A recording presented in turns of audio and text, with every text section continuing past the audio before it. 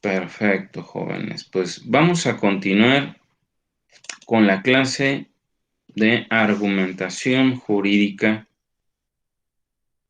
Y bueno, estábamos viendo el tema, ya los últimos temas relacionados con lo que es la argumentación constitucional. O sea, la forma en la cual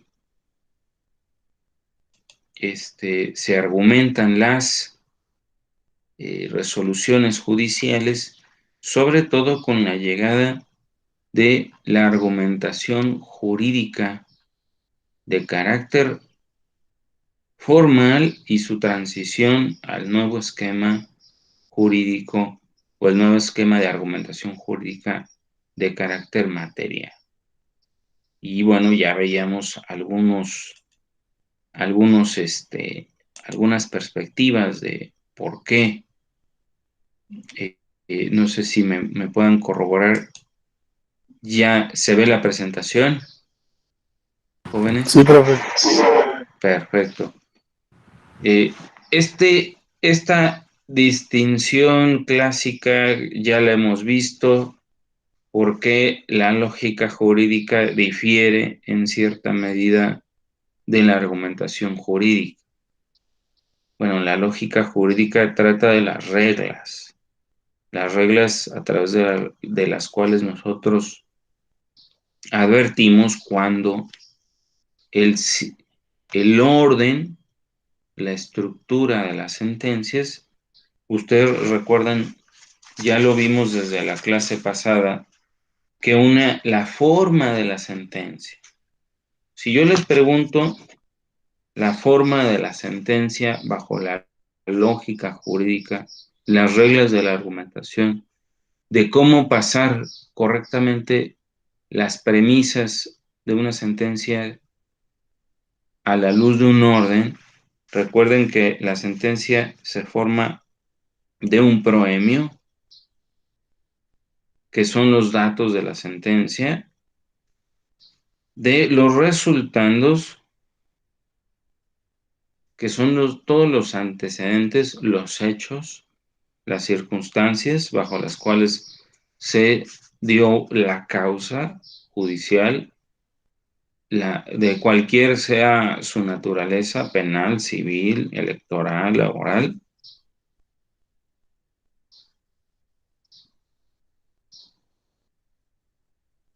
Los considerandos, que es ya propiamente donde se está contenida la argumentación. En los considerandos se establece el razonamiento. Ahí podemos hablar donde se da la argumentación jurídica propiamente dicha, porque ahí es donde se justifican con razones lo que es si prevalece la pretensión del actor, si las pretensiones que adujo son correctas y proceden sus demandas, o de lo contrario se absuelve al demandado, se acredita la inocencia, o no se puede condenar por existir dudas procesales, ¿no? Entonces, ahí es donde se argumenta propiamente la resolución, ¿no?, en relación con la causa, y ahí se decide. Y los puntos resolutivos, de manera específica se dice: se condena, se absuelve, fue procedente la acción, totalmente, parcialmente, o en materia administrativa se confirma la legalidad, se revoca la resolución. Y bueno, ¿qué efectos tiene la resolución en relación con la causa? Si la autoridad debe realizar ciertas acciones para cumplir con las sentencias, si las partes deben de realizar, si lo debe hacer establece un plazo para hacerlo de manera espontánea o se necesite un medio de coerción. Todo eso lo establece los puntos resolutivos. Pues muy bien. Ya decíamos, pues, ahora, esto ya lo hemos visto, que nuestra lógica o la justificación interna o formal del silogismo deductivo se acredita de esta manera dentro de la argumentación. Simplemente verificamos de nuestros hechos, de nuestros resultados, de todas las pruebas aducidas en el expediente, advertimos si podemos aplicar, ¿no? Si pasamos de nuestras premisas a una conclusión, nuestra premisa mayor, la norma universal, y nuestra premisa menor, lo aplicamos al hecho concreto, en la realidad, y establecimos propiamente sus consecuencias.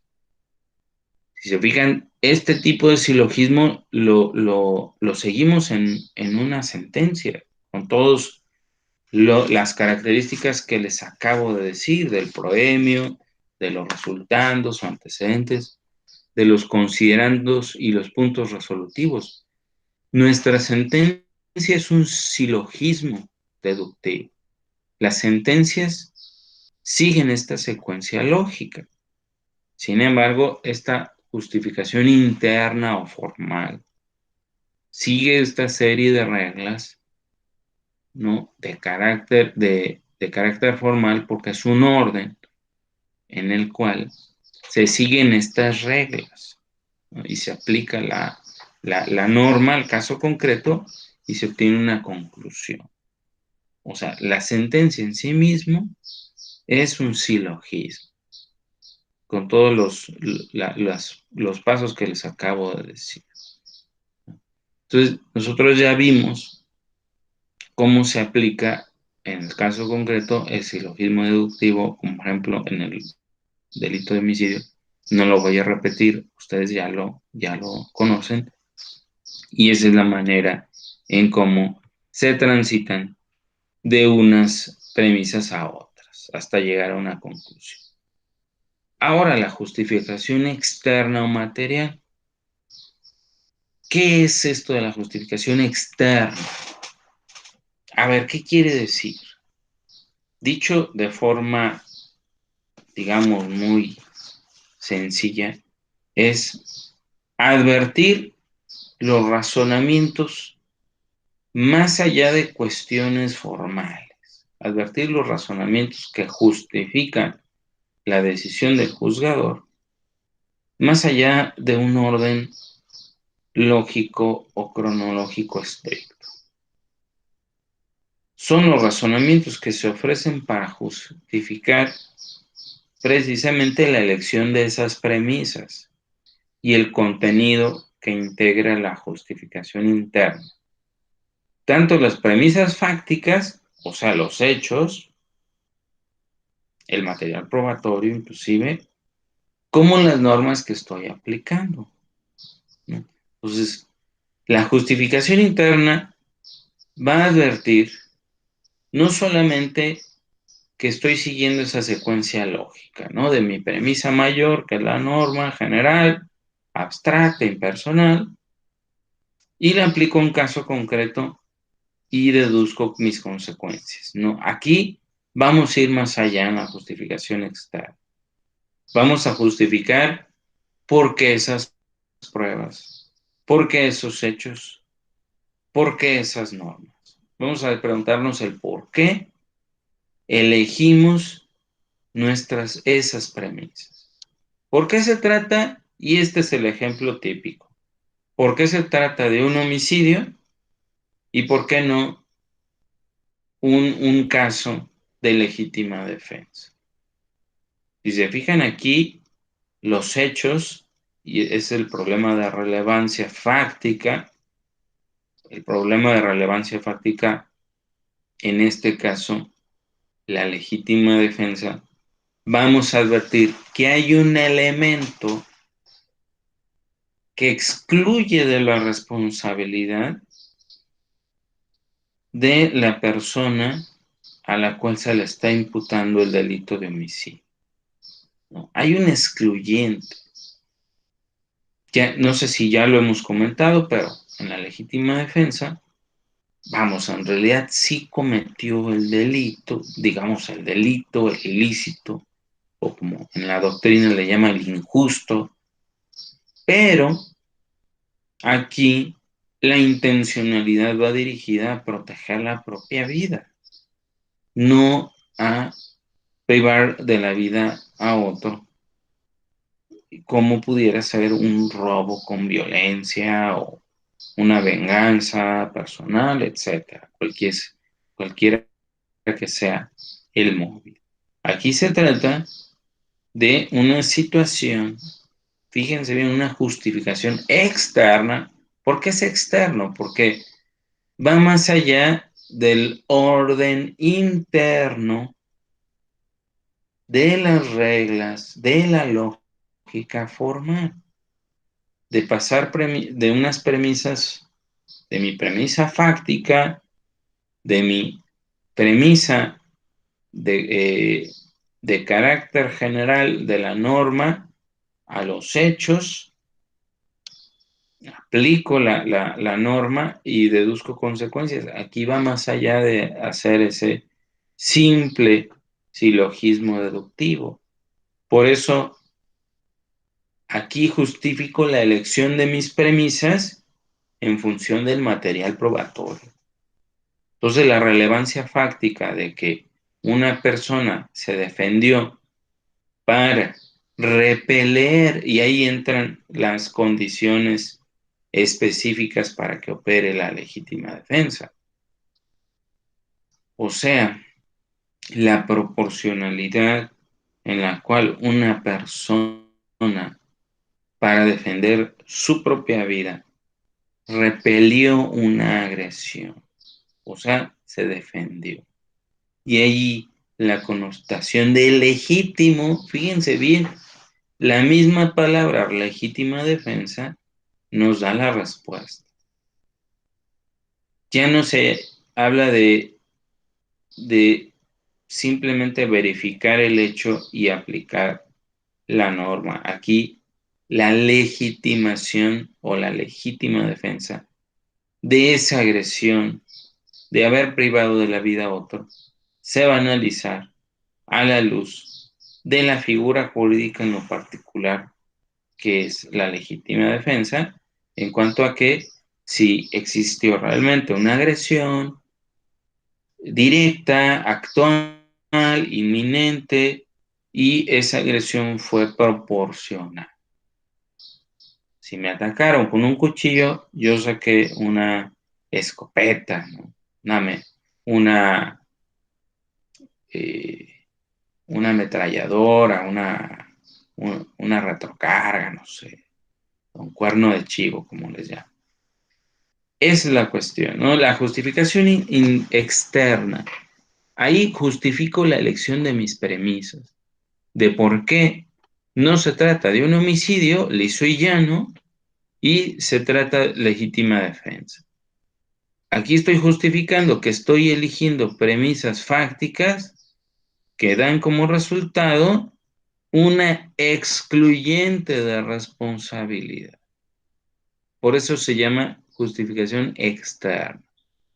Va más allá del orden de las premisas y justifico externamente al orden formal de la sentencia, por eso es justificación externa, y me voy al contenido de los hechos y de las pruebas que me dan como resultado la excluyente de responsabilidad denominada legítima defensa. Previamente acreditado, por supuesto, los elementos a los que me acabo de referir, ¿no? Proporcionalidad, naturaleza de la agresión, directa, real, inminente, que no existió algún tipo de simulación, sino que en realidad se estaba protegiendo la propia vida.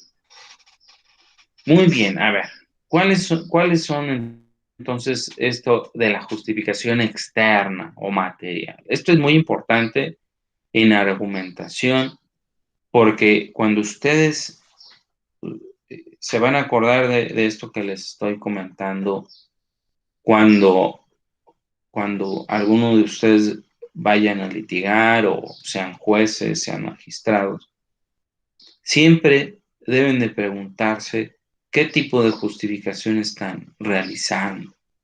Fíjense bien, no solamente seguir el orden de la sentencia justifica que mi sentencia esté debidamente argumentada desde el punto de vista formal, sino la justificación externa o material ya me dan elementos para justificar o para seleccionar la norma que sea aplicable, la forma de interpretarla, los hechos y si esos hechos correctamente se subsumen en la norma que pretendo aplicar. Fíjense bien, todos estos son razonamientos que aporta el juez para justificar su decisión.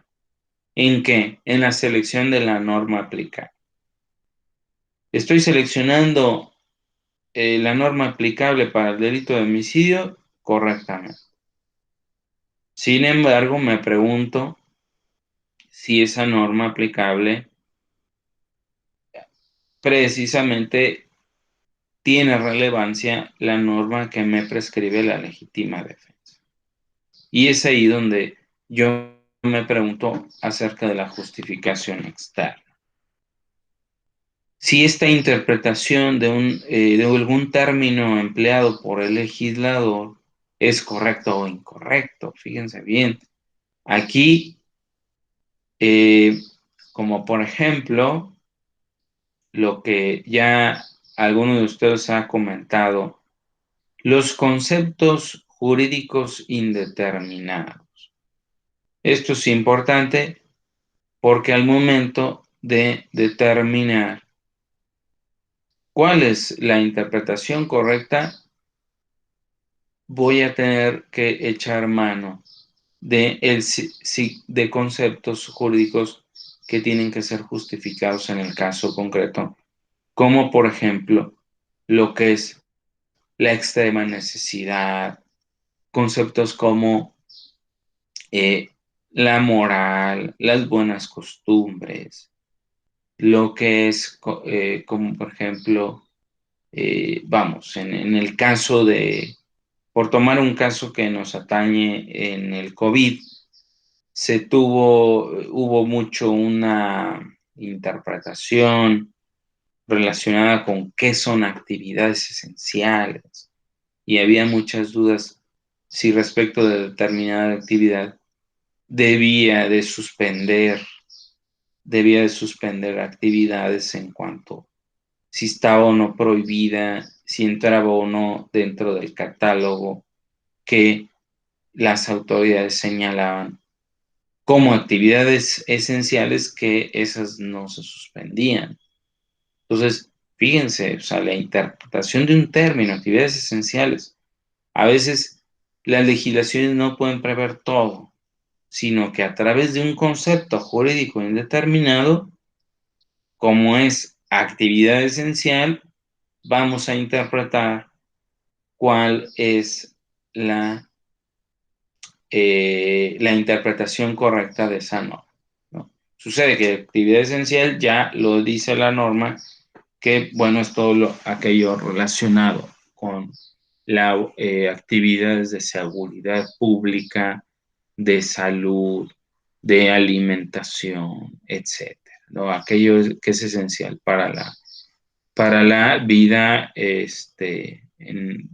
dentro de un contexto de orden, para que prevalezca lo que es la sana distancia, el aislamiento social, todas estas medidas de seguridad que tienen que ver con la contingencia, ¿no? Si se fijan, la interpretación de este término dio mucho de qué hablar y bueno, precisamente la forma en que se interpreta esa disposición va a ser fundamental para justificar el contenido de esa decisión. Saber cómo emplear un término. Justificar que cierto hecho tuvo o no lugar, ¿no? Por ejemplo, vamos siguiendo con el tema del COVID, ¿no? Aquí, como ejemplo, ¿en qué medida una autoridad va a aplicar las medidas de restricción a la circulación de personas, de bienes, de seguir realizando ciertas actividades, de permitir eh, laborar, reunirse, todo lo que tiene que ver con la vida del ámbito económico, social, laboral, ¿no? Entonces, vamos a justificar hechos de qué tipo, como ejemplo, el hecho de que existe o no en determinada comunidad eh, la pandemia, que si hay o no ciertos contagios. ¿Cómo voy a lograr eso? Bueno, advirtiendo precisamente si el hecho de que hay o no contagiados sea la justificante para decretar medidas más extremas, ¿no? Ya conocen ustedes lo que fue la fase 1, la fase 2 y la fase 3.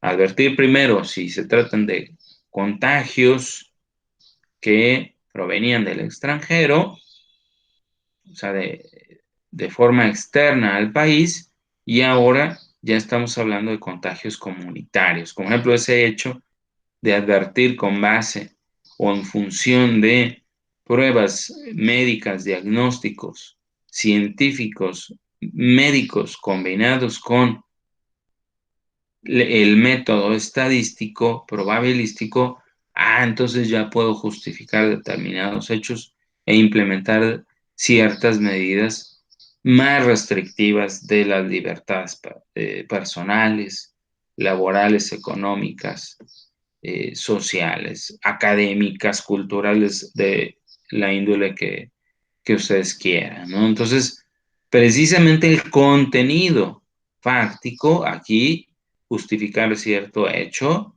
hay contagios, hay una mayor incidencia, hay más muertes, como el día de ayer que comentábamos que estamos ya en una cifra récord, ya México entra dentro de los 10 países que tienen mayores contagios, mayores muertes, entonces eso implica tomar medidas más estrictas, ¿no? Entonces, advertir cuánto va a durar las medidas de la pandemia, bueno, todo esto tiene que ver con acreditar desde el punto de vista científico los hechos, que todo aquello que está sucediendo y que me puede dar lugar a aplicar la norma de manera diferente.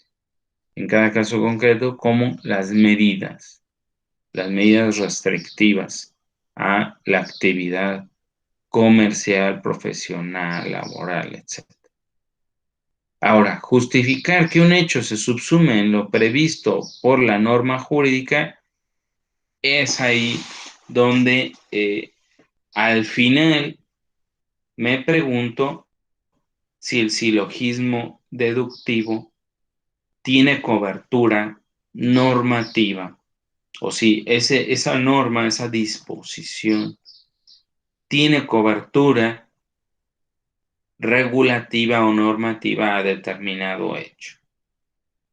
Pero aquí, fíjense bien, la subsunción no es así como ya lo habíamos comentado, una especie de fórmula matemática, sino que al final también nosotros podríamos preguntarnos si nuestro método de subsunción le sirve al juzgador o no. ¿Es suficiente o necesito de la ponderación, como por ejemplo, para colmar una laguna, como ya lo vimos en el caso Reis versus Palmer, de, de que el nieto quiere beneficiarse de su propio delito. Bueno, aquí evidentemente no hubo una norma que se subsumiera al caso. O como el caso que trata Robert Alexy de la revista Titanic, ustedes ya lo vieron, habría que identificar el grado de intervención de una conducta hacia un derecho humano como es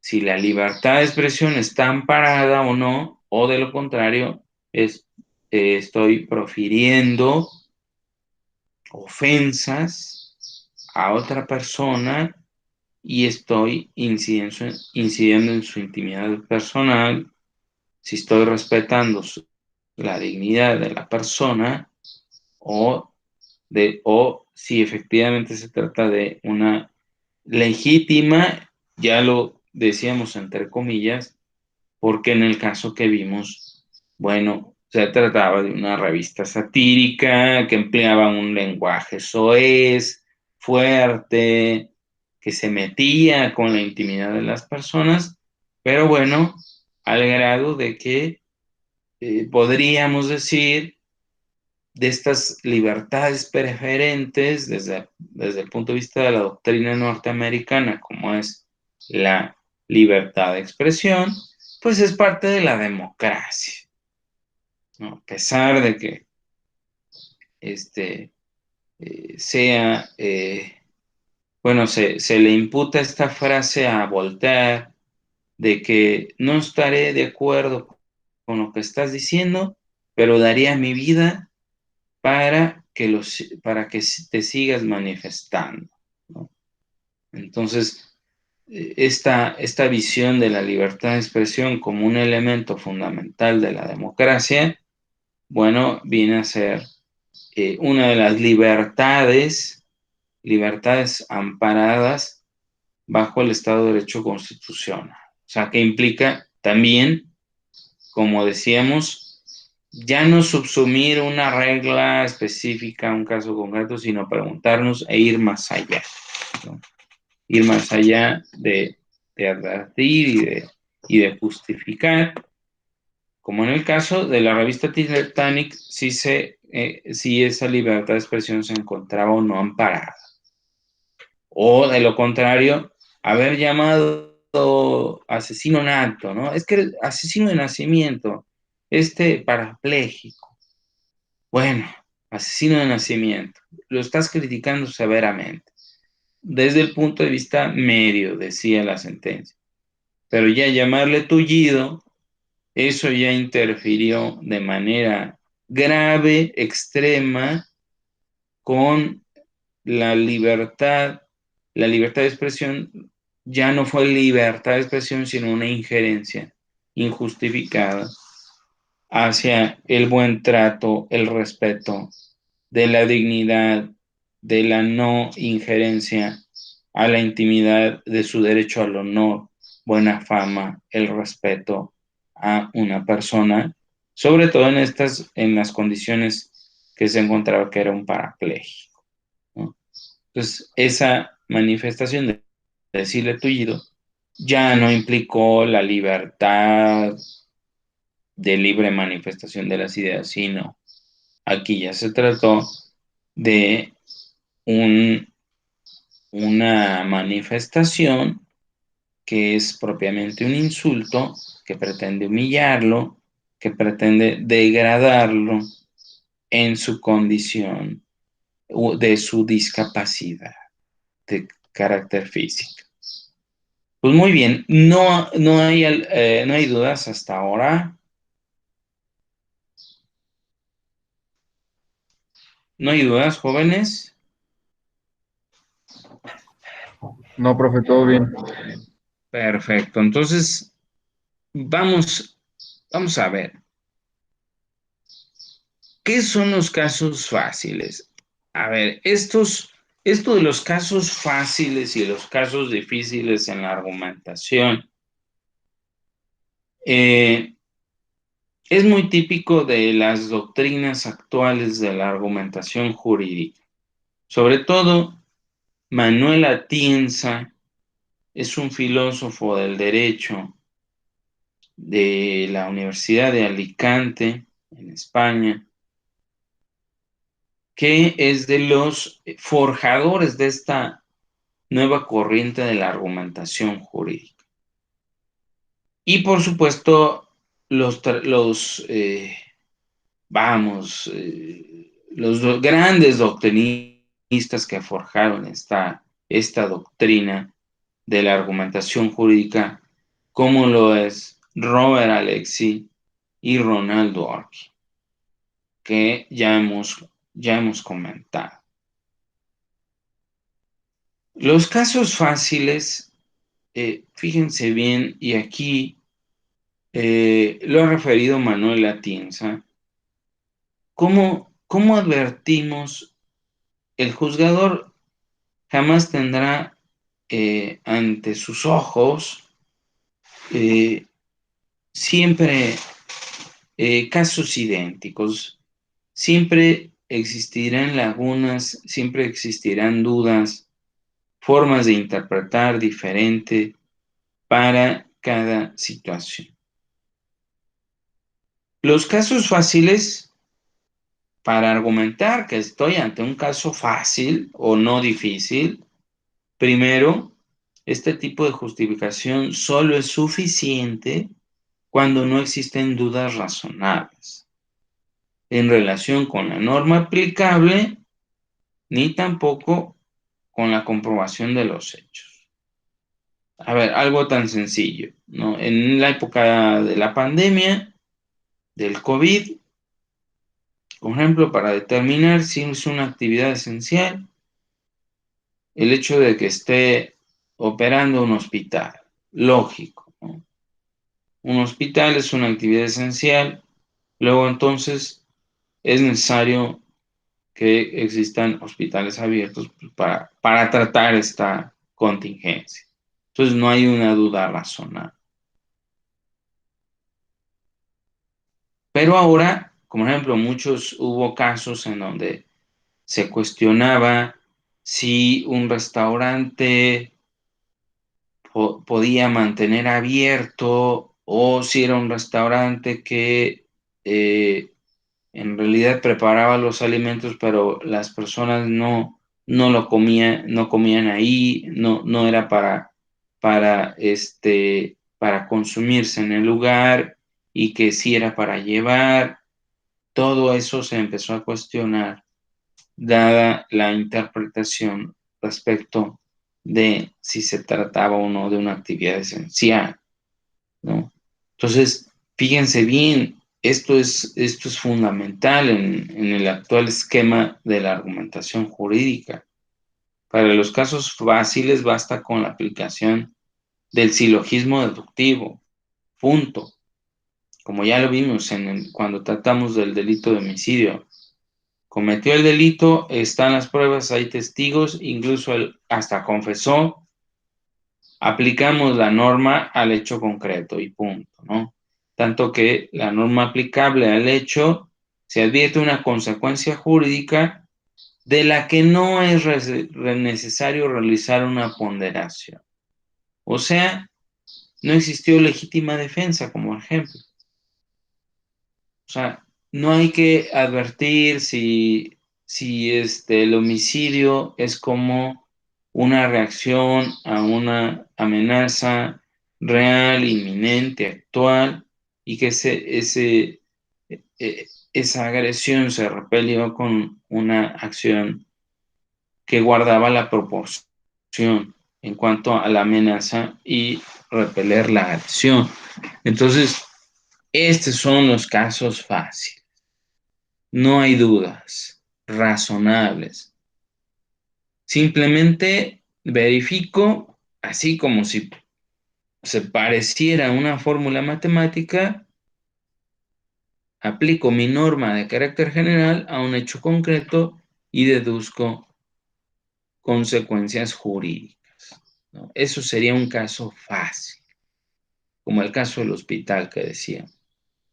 Pero ya el caso difícil de advertir, bueno, cuál sería una actividad que es esencial o no para la alimentación, si un restaurante, por el hecho de estar abierto, viola lo que es la contingencia o las medidas de contingencia y promueve o va en contra de las medidas de aislamiento social, ¿no? Entonces, habría que determinar, ¿no? Ah, no, es que si es comida para llevar, pues no hay proximidad, no se cumple con el aislamiento social. Entonces, ahí es cuando se puede advertir o determinar cuando esta actividad puede seguir o no. Amén de que el legislador pueda establecer una serie de actividades más específicas o más precisas en las cuales eh, sea abierta de manera clara qué tipo de industria, qué tipo de actividad puede o no abrir para seguir con las condiciones normales. Por eso, los casos fáciles, no hay dudas, simplemente se aplica la norma sin necesidad de ponderar.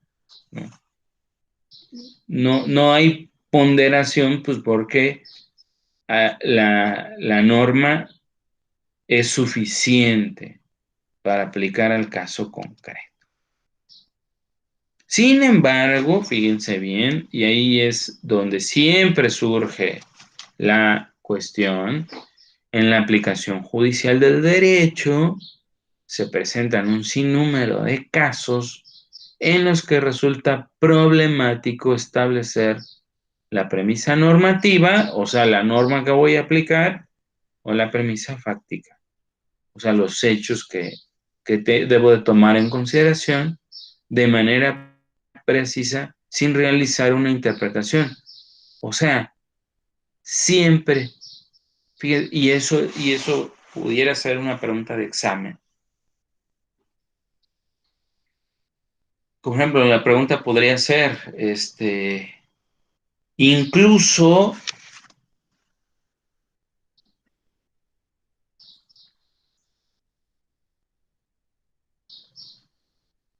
o sea, incluso en un caso fácil debo de ponderar.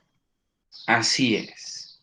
Siempre se realiza cierta ponderación en todos los casos. Incluso pondero, pondero para advertir si se trata o no de un caso difícil.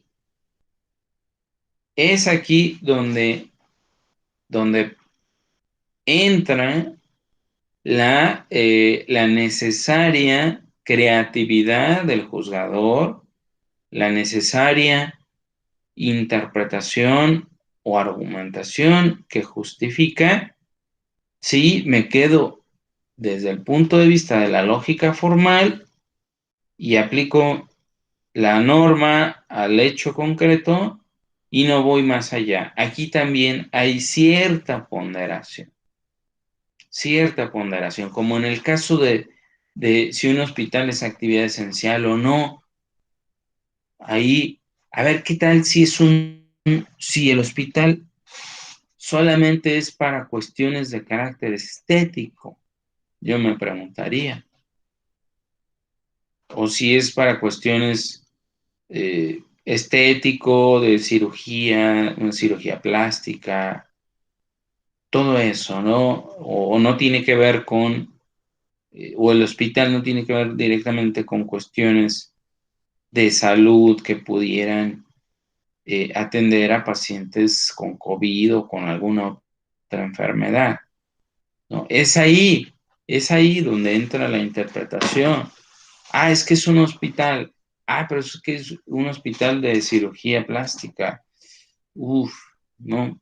O es una unidad médica que tiene que ver con cuestiones de carácter estético, ¿no? Entonces, ahí es donde entra esta ponderación. Un caso fácil sería, ¿no? Pues es un hospital común, ¿no? Que atiende pacientes de cualquier tipo para cualquier enfermedad, por supuesto, pacientes que tengan este virus del COVID-19. Entonces, es ahí donde entra la ponderación, incluso en un caso fácil. ¿Por qué? ¿Y por qué entra la ponderación en un caso fácil? Para descartar que no es un caso difícil, ¿no? Y ahora vamos a lo que es un caso difícil. Ya lo habíamos visto. La lógica material nace cuando estamos en presencia de un caso difícil. Ahí es cuando nace nuestra necesidad de ir más allá de nuestra justificación externa, ya no al orden de pasar de una premisa a otra, de si mi sentencia está debidamente estructurada, tiene un proemio, resultandos, considerandos, puntos resolutivos, ya eso ya es ir más allá y es advertir, como ejemplo, problemas de relevancia. Existen dudas sobre si hay o sobre cuál, si hay norma o sobre cuál norma aplicable al caso. Acuérdense, el caso Reis versus Palmer nos da esta proyección. ¿Hay norma? No hay. No había norma. Asesinó al de Cuyos, al autor de la herencia. Pero no hay norma que castigue al asesino con no recibir la herencia. Afecta a la premisa normativa. Hay una laguna. Hay una laguna legal. Y por supuesto eso es relevante. Problemas de interpretación. Se presentan dudas acerca de cómo ha de entenderse un término contenido en la norma. Ya lo comentamos. Actividades esenciales.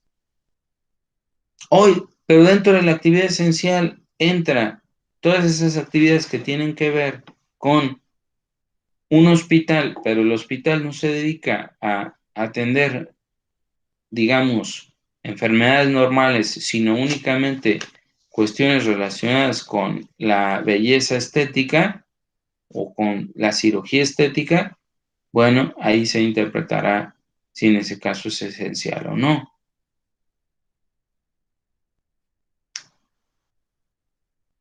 Entonces, es ahí donde entra a queja la premisa normativa.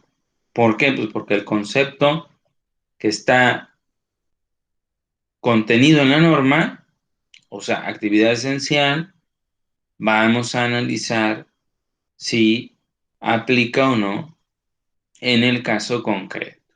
Entonces, como verán, el caso difícil se presenta cuando acerca de un término, cómo se debe de interpretar, como ya decimos, actividad esencial o no esencial, incluso dentro de las actividades esenciales, como el problema del hospital que se dedica a cuestiones meramente estéticas, o si las cuestiones de alimentación son esenciales, pero ¿qué pasa con un restaurante?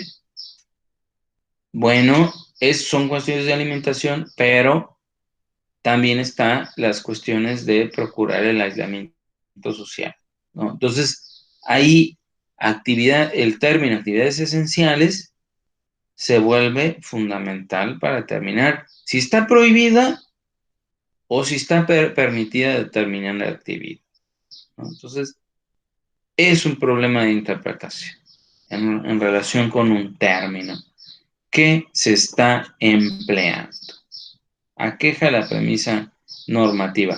Uno, por analizar cuál es la norma aplicable, por ejemplo, la legítima defensa, se aplica o el término que se está utilizando como actividad esencial o no.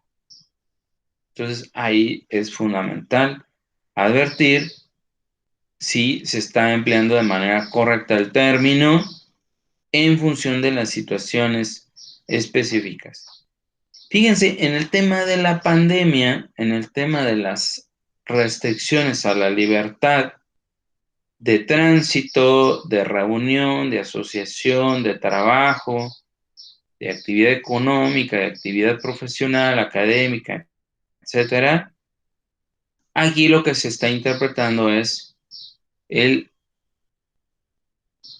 todos esos derechos que acabo de decir, el derecho a un trabajo, el derecho a una actividad económica, etcétera, sí, sí se está contraponiendo, ¿no?, con las medidas de restricción a todas esas libertades que tienen como finalidad procurar que la enfermedad sea disminuida o todas esas actividades preventivas para que no existan mayores contagios, que es la protección a la salud pública a través de esta restricción. O sea, son restricciones que sí pueden representar un daño a la afectación económica, como por ejemplo a la libertad de trabajo, pero se está buscando un bien mayor que tiende a la protección de la comunidad. Pero ¿qué tal una persona puede decir, sí, pero yo dejé de trabajar, ya no tengo trabajo y ni siquiera tengo los elementos esenciales de subsistencia, como ejemplo, ¿no?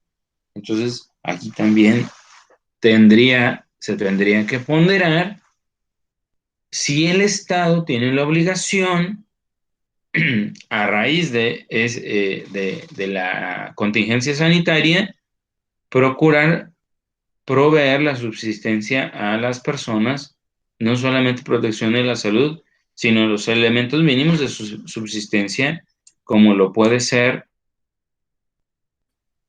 tener el alimento necesario para subsistir. Entonces, como verán, es un problema de interpretación. Problemas de prueba.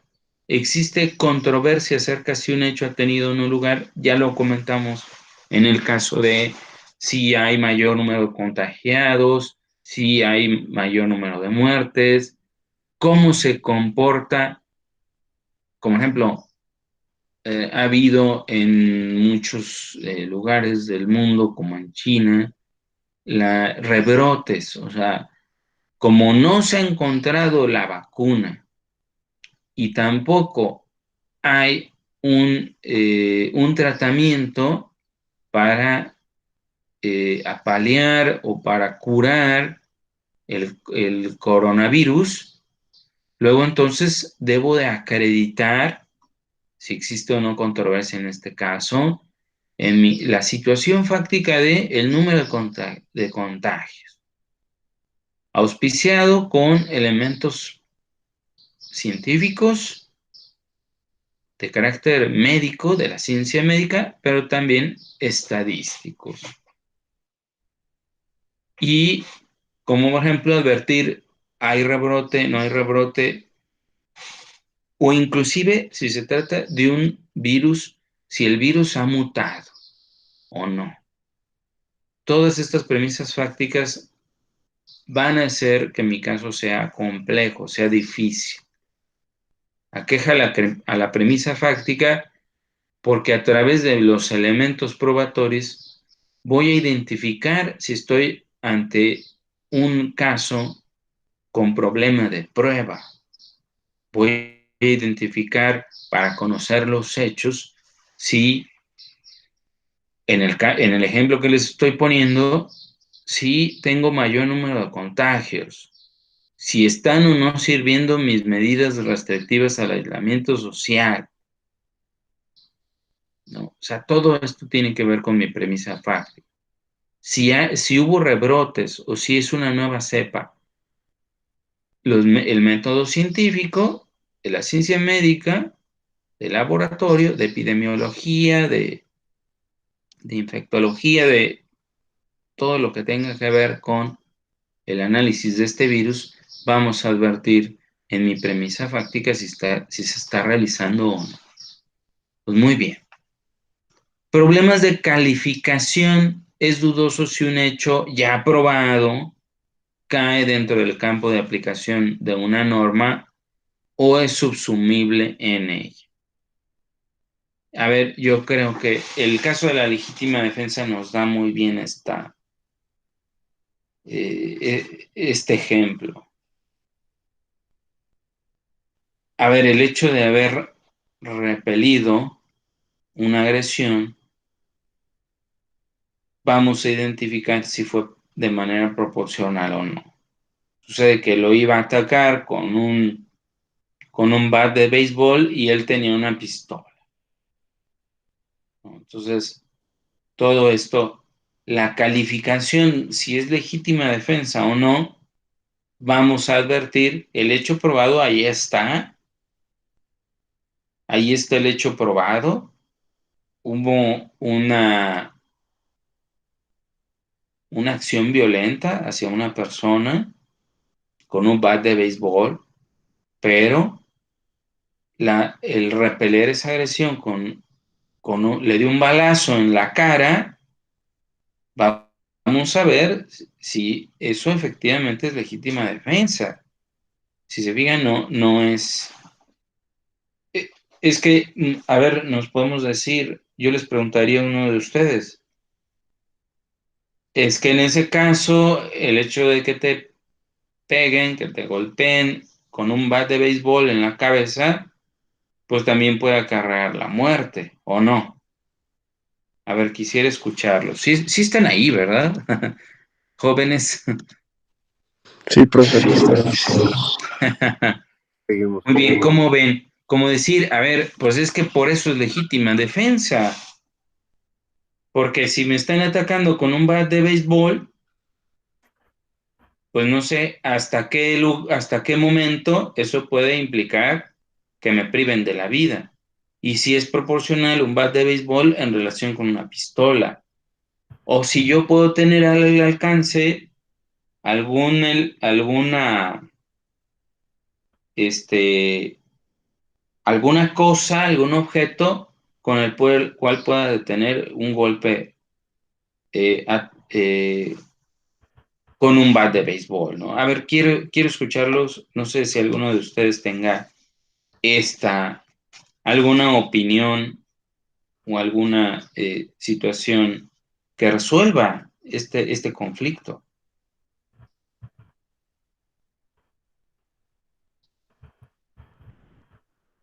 Pues yo creo que no es igual, pero hay directores, ¿no? Que llegan a cuenta, vas manejando y tú traes ahí un arma más grande y te defiendes con eso, pero Ajá, no es como que existe, no vas a cargar tú con cada tipo de arma hasta que alguien te tengas que defender de ella. Yo creo que ajá, en el momento, en el caso práctico,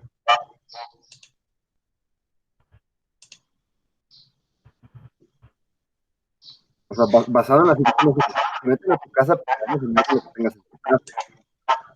ujú. Pero a lo mejor si te asaltan y traes un arma más grande, pues también, ¿por qué traes un arma tan grande en tu carro, en tu vehículo? Así es, O sea, depende de la así es. situación, depende de cómo te defendiste.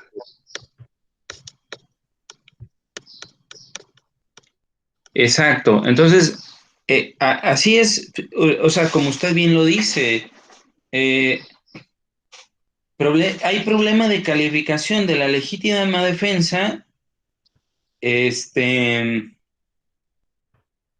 en relación con que el objeto que estoy o el arma que estoy utilizando para repeler una agresión real, actual, inminente, grave, todos los calificativos habidos y por haber, sucede que si en ese momento tuve a la mano los elementos para determinar si el hecho de tener una pistola, no había otra manera de repeler esa agresión, aunque el otro tuviera un bat de béisbol, ¿no?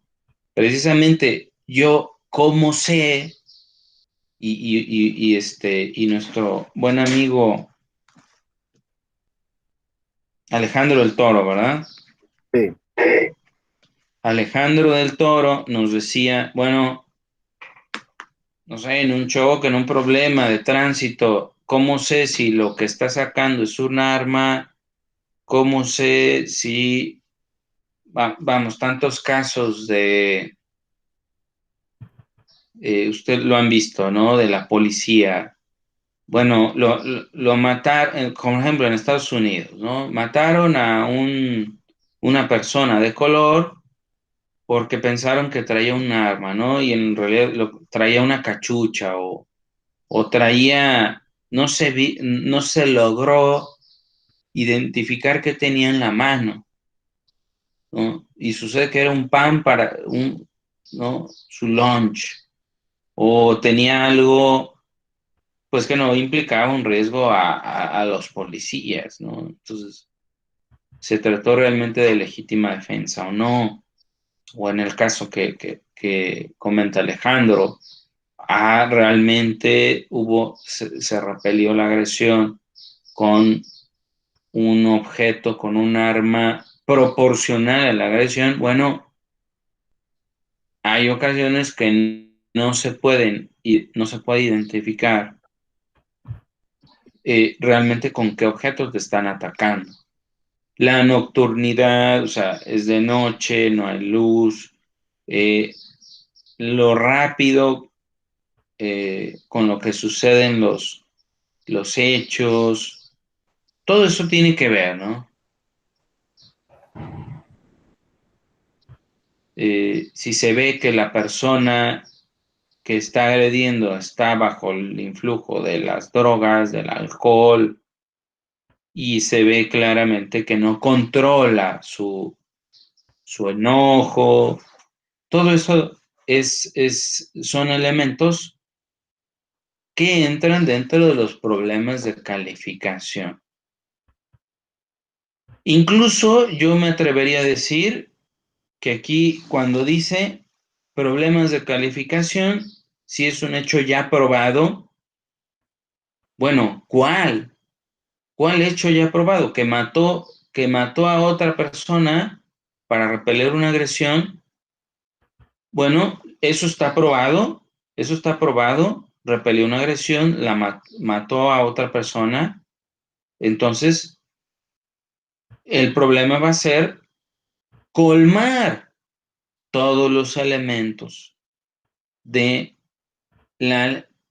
elementos, fíjense bien, de relevancia para calificar o no una conducta como legítima defensa. Como en el caso del policía, que no logra advertir qué es lo que tiene en la mano esta persona que le está marcando el alto en su vehículo, ¿no? Que extiende su mano a la guantera para sacar sus documentos y el policía cree que es una arma. Entonces, todos esos problemas de calificación, y aquí es, como dice la presentación, es dudoso si un hecho ya probado, pero ¿qué es lo que ya se probó? Que mató a otros, sí, pero todavía hay elementos de relevancia que están por probarse. ¿Sí? ¿Sí me doy a entender? Sí, ese sería Ahí el es. punto de legítima defensa potencial. Sí, a ver, casi no lo escuché. Si pudiera repetir, por favor. ¿Me escucho? Ya, ahora sí, ajá, Sí, que ese caso sería un supuesto de una defensa, de una legítima defensa putativa, ¿no? ajá. A ver, ¿en qué sentido? Pues porque está con la falsa creencia de que está bajo una amenaza real, inminente, Ujú, y pues que iba a ser proporcional hasta eso. exactamente. Así es.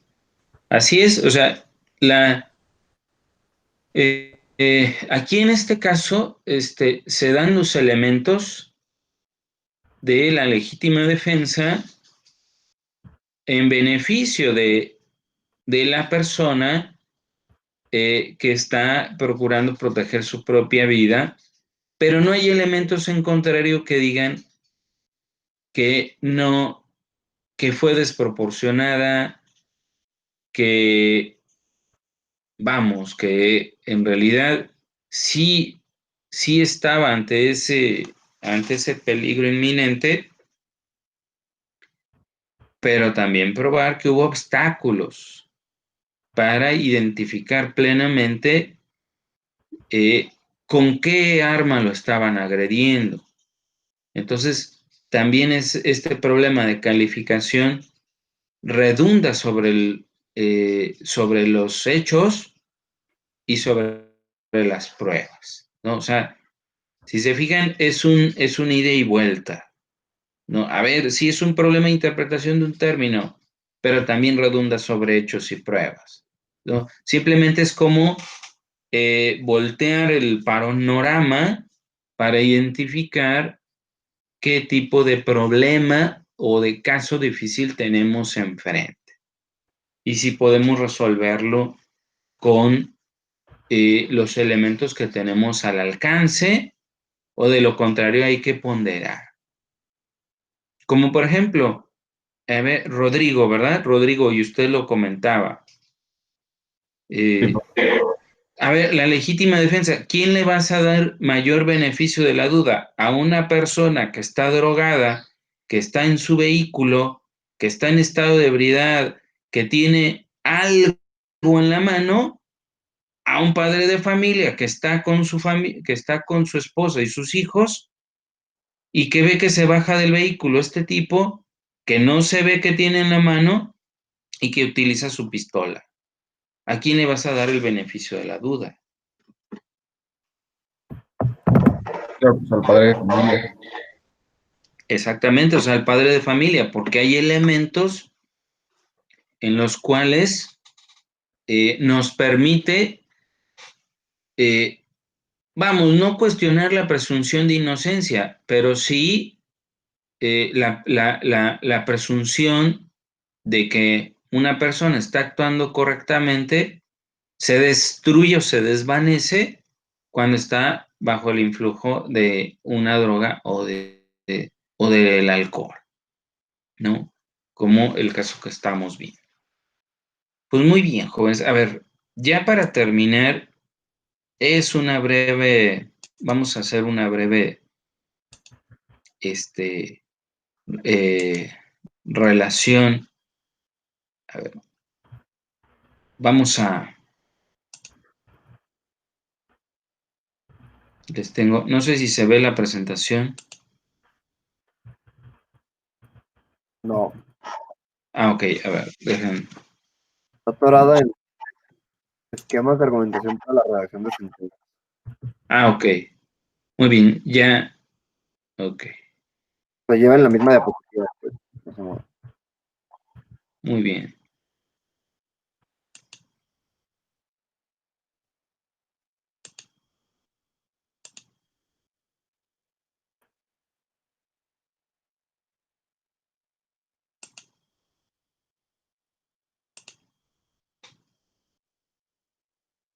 ¿Sí se ve la presentación? Sí, Ahorita sí. profe, ya se ve. Ok, a ver, una breve explicación de los esquemas de redacción de sentencias. Ahora vamos a ver una pequeña relación con temas de redacción. A ver, todavía no está en el Moodle, pero hoy mismo lo subimos. A ver, la escritura jurídica es una disciplina especial de las ciencias sociales. No estamos hablando, cuando redactamos sentencias, no estamos hablando de si estamos redactando un escrito normal o común y corriente, sino siempre la escritura es como un caso especial. Decíamos caso especial de las ciencias sociales porque está orientada a que el razonamiento jurídico sea claro y esté justificado para los demás. Los escritos jurídicos, como un contrato, una sentencia, inciden externamente Porque, bueno, una sentencia va a condenar a un justiciable en caso de haberse comprobado que cometió un delito. Entonces no es como que un escrito que se quede al interior o un escrito privado en el cual necesariamente tiene implicancia hacia el mundo externo. Por eso tiene que estar justificado para los demás, justificado externamente, ¿no? Entonces, esta especialidad de la escritura jurídica, por eso tiene que ser muy especial, requiere ciertas formas, ciertos principios, ciertas reglas para alcanzar claridad, para que sea claro y para que esté debidamente justificado. No, o sea, un escrito jurídico no es cualquier escrito, tiene ciertas reglas. A ver, como ejemplo, en Estados Unidos surgió un movimiento del lenguaje claro, Plain Language Movement. Aquí era mucho de instar a las autoridades que a través de un lenguaje ciudadano establecieran que todos los escritos que emanen del gobierno deben ser tan claros como que cualquier ciudadano que incluso no tenga una preparación académica universitaria los pueda entender. Porque el Estado se debe a la ciudadanía y no a algún sector en lo particular. O sea, este es como un primer paso para buscar una escritura comprensible para los contratos, los documentos públicos, para que tengan acceso todos los ciudadanos. Por eso en la actualidad se habla del lenguaje ciudadano, de la transparencia, de la claridad, de la rendición de cuentas, bajo un esquema le llaman justicia abierta.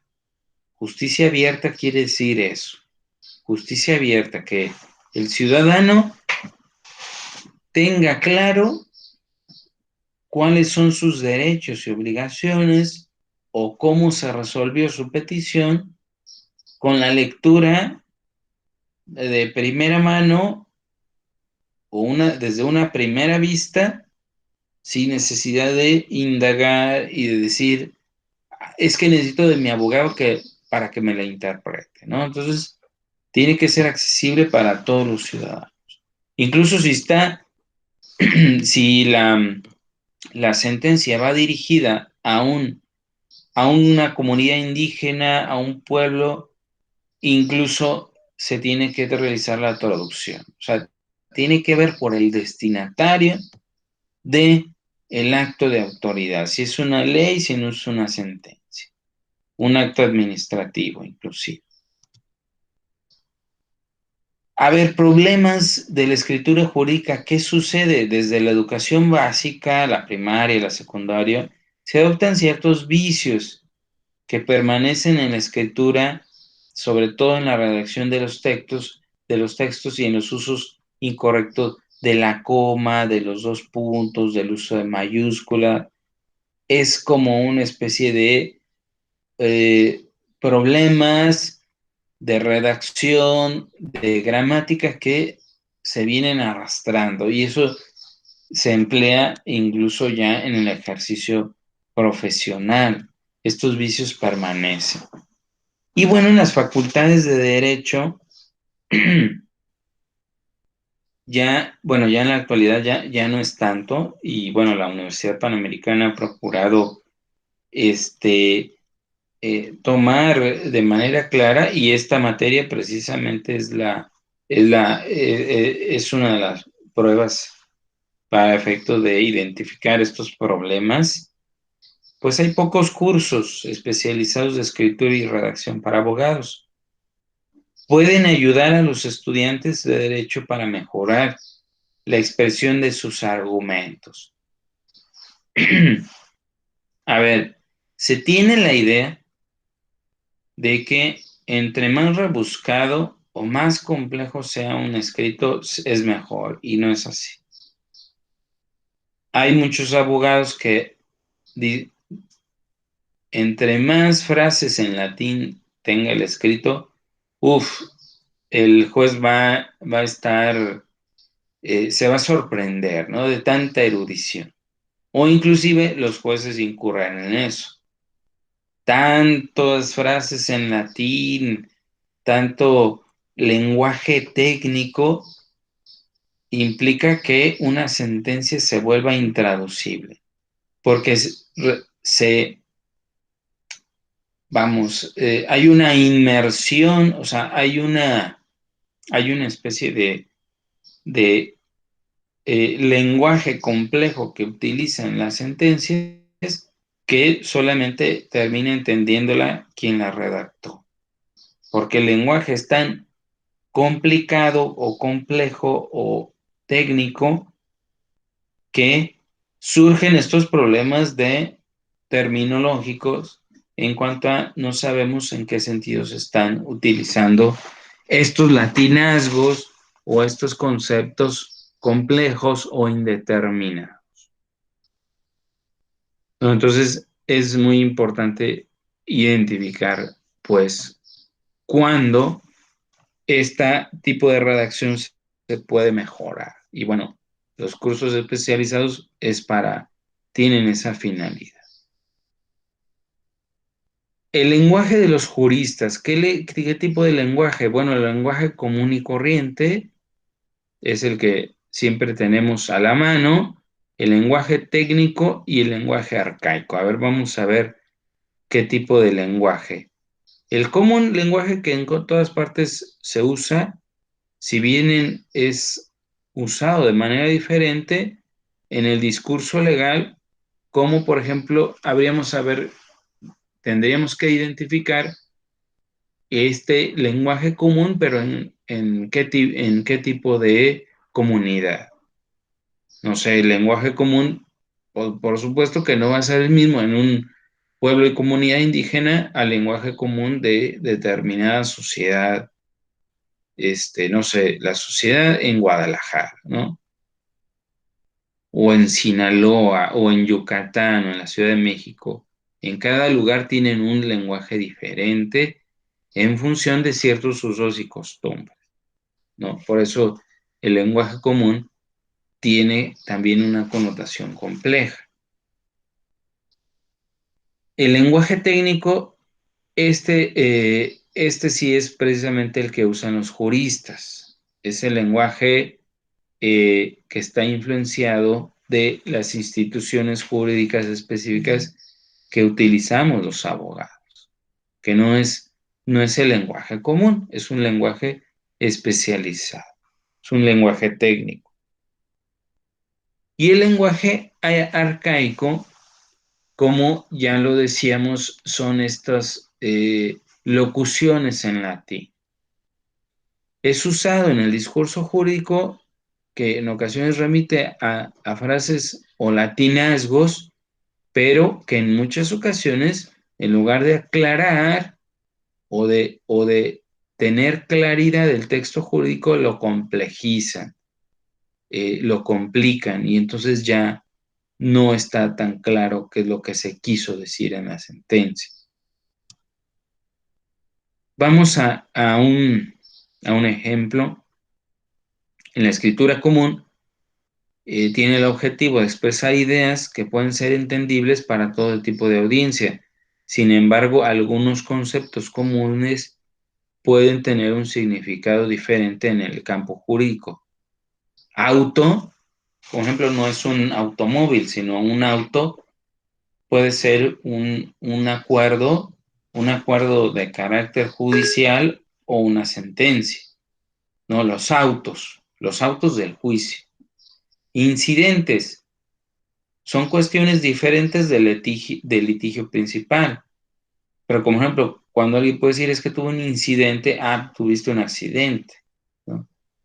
A ver, injusto culpable. El injusto culpable es el delito, ¿no? Entonces, todo esto tiene mucho que ver con la escritura común, si esta escritura común tiene una connotación jurídica.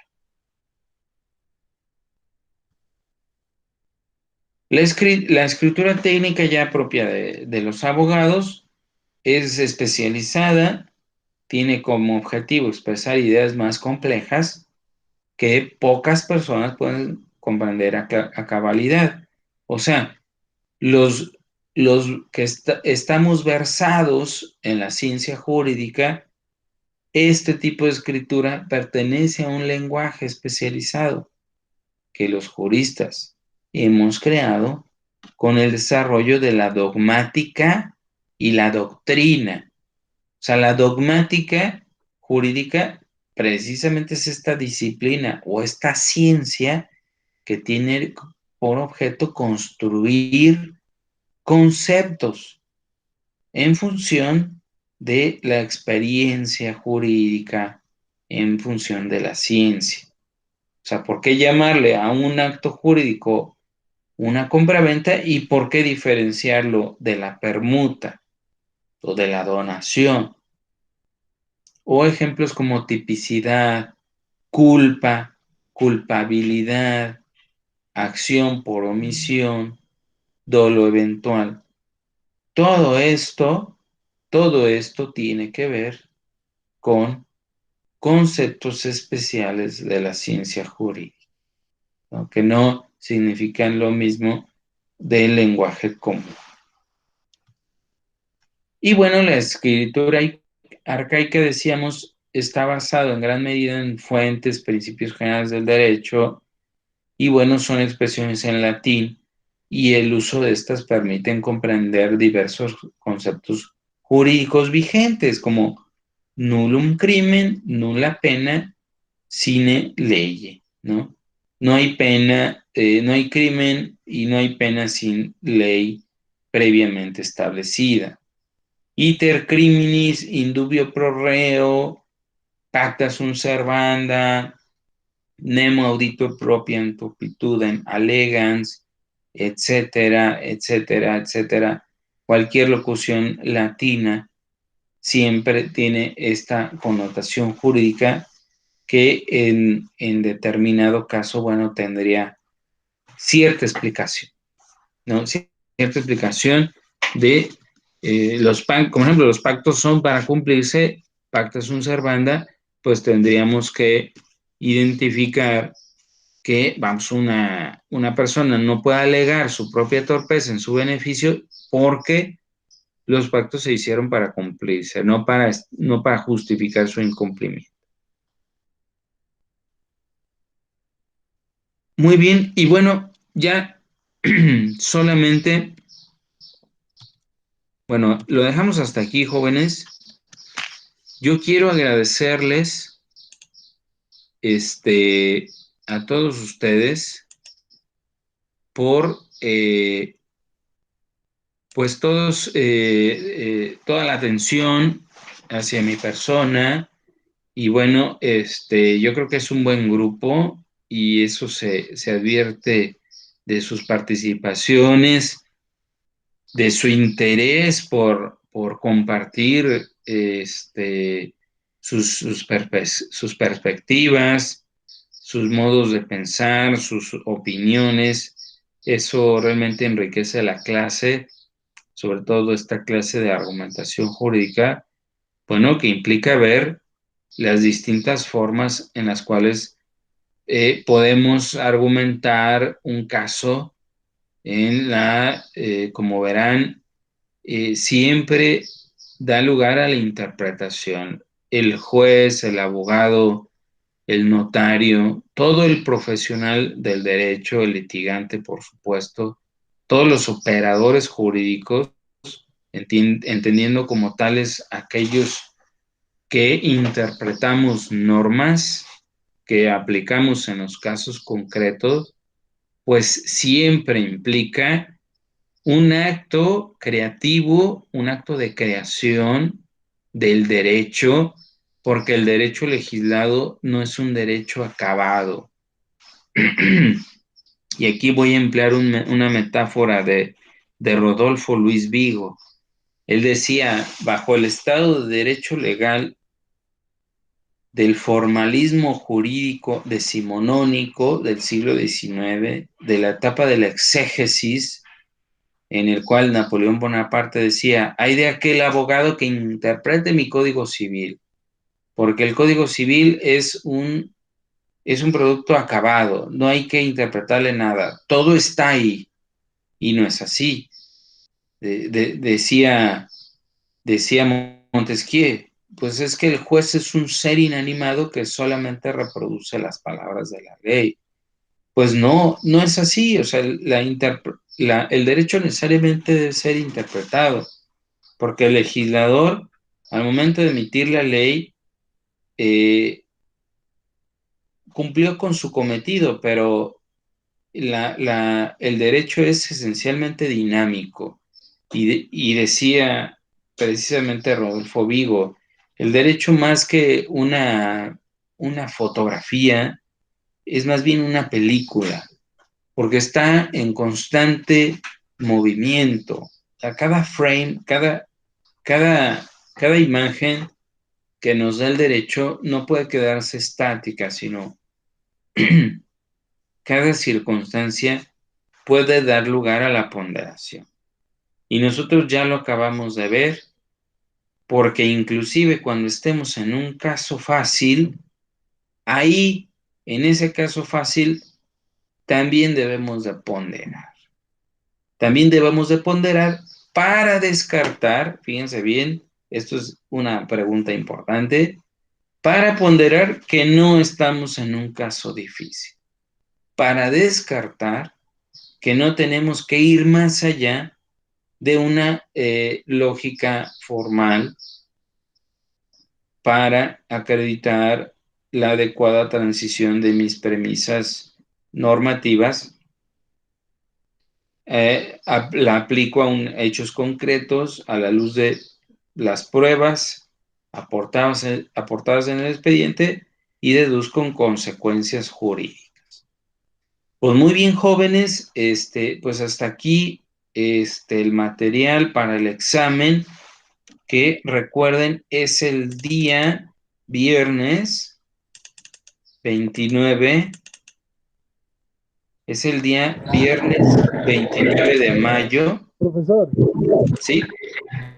¿cómo va a ser el examen? O sea, ¿va a ser igual que los pasados? Sí, va a ser igual que los pasados, pero solamente va a ser una especie de cuarto parcial, o sea, de lo que vimos después de el tercer parcial. Muy bien, profe. ¿Ah? Muchas gracias, profesor. No, pues al contrario, a ustedes muchas gracias y recuerden, jóvenes, sigan con las medidas de seguridad, Sí. no se expongan, sean muy cautelosos con esto de la reinserción social. Y pues bueno, ya la Universidad Panamericana estará estableciendo las medidas para el siguiente semestre y pues bueno, cautelosamente nosotros pues también vamos a ir determinando hasta qué medida pues vamos adoptando nuestra vida cotidiana, pero de entrada, bueno, ya lo vieron el día de ayer, fue un estadísticamente un día rompió récord en cuanto a muertes y bueno, también de contagios y bueno, son señales de que las cosas no estamos entrando a la normalidad, ¿verdad? Entonces, jóvenes, que tengan muy buen día, estoy a sus órdenes y mucha suerte para el examen del viernes y es a la misma hora, ¿verdad? Ok, profe, muchas gracias. Gracias, profe. Muchas gracias, Quería profe. decir, Sí, dígame, María Fernanda. es que entré un poquito después de que puso la asistencia Ajá, y quería ver si me la podía poner. Y también preguntarle si el examen va a ser a las 7 de la mañana, igual. es correcto, sí, va a ser a las 7 de la mañana. Va a Ok, ser a las 7 de gracias. la mañana, María Fernanda Monreal, ¿verdad? Va a ser a Ajá, las 7 de la sí. mañana. Incluso, ok. Sí, comentarle que ya el día de hoy también estoy pasando calificaciones del tercer parcial. Y bueno, en relación con usted también le debo, me parece, del segundo, ¿verdad? Sí, profe. Muy bien, perfecto. Pues muy bien, jóvenes. Entonces, pues ya espero sus exámenes. Es Profe, como la vez pasada. Ajá. ¿como asistencia hoy? Sí, Ah, no, Alejandro del Toro, ¿verdad? sí. Muy bien, ¿falta alguien más? Y le iba a comentar, profe, le mandé el trabajo por correo, no sé si sí lo vio. Ok, sí, ya los que me mandaron el trabajo ya lo vamos a tomar en consideración. Sí, yo también te lo envié por correo, profe. Perfecto, Rodrigo. Así le hacemos. Muy bien, Alejandro. Pues que tengan muy buen día, jóvenes. Y Eduardo, Pablo, María Fernanda. Ajá. hay que Igual, conectar profe, muchas gracias. durante el examen o simplemente mantenemos el mismo sistema del. A ver, perdón, no le entendí. Es que hay profes que nos pidieron para el primero que estuviéramos en la llamada, aunque no nos veamos, pues, que estuviéramos en la llamada. Ah, no, basta con que lo entreguen en, en la, se va a abrir el portal de 7 a 9 de la mañana y pues bueno, así ese va a ser la dinámica, Ok, va. ¿verdad? Muy bien, jóvenes, pues que tengan muy buen día y Gracias, pues profe, un igual. gusto, les deseo todos los éxitos, jóvenes, y pues bueno, mucha suerte para el examen. Va. Muchas Gracias, gracias. profe. Profe, Hasta luego, gracias, que estén muy bien. igualmente. Hasta luego, gracias.